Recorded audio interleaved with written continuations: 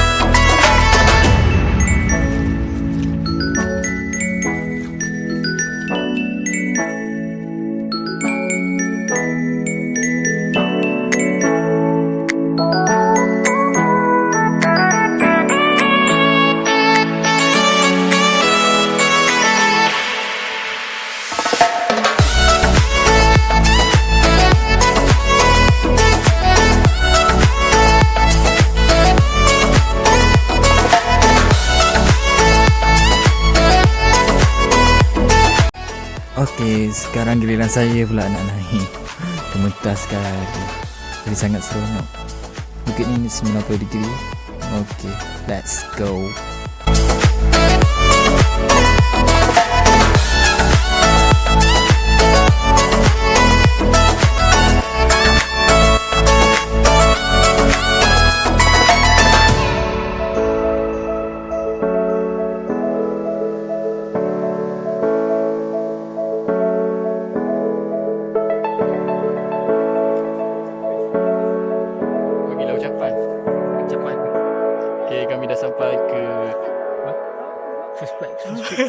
First peak Pine Tree. Okay, sudah sampai. Twin Peak, Pine Tree mana? Tapi tak jumpa Pine Tree.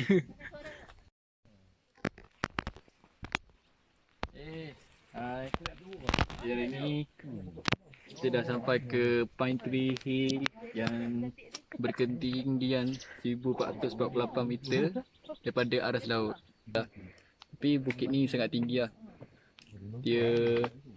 Dia agak mencabar dan meletihkan kaki saya dan juga kawan-kawan saya telah cedera ringan. Jadi silalah datang ke Pine Tree Hill yang berlokasi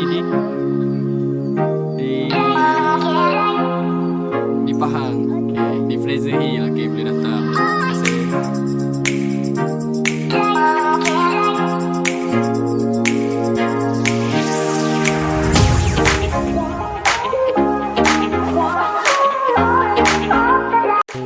kita dah sampai ke second view.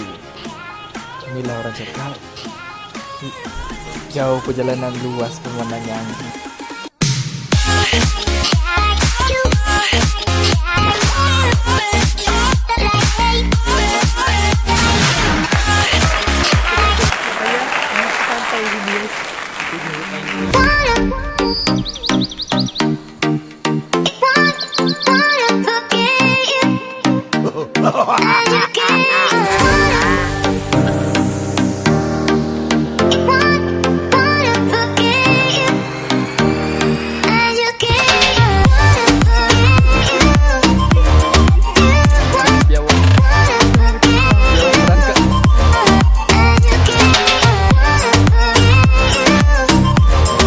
Kali ini mereka mengalami suka dan duka.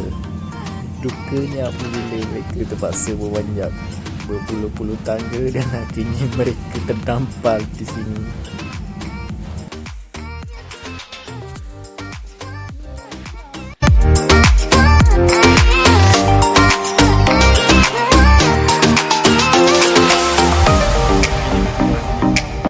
Korang best.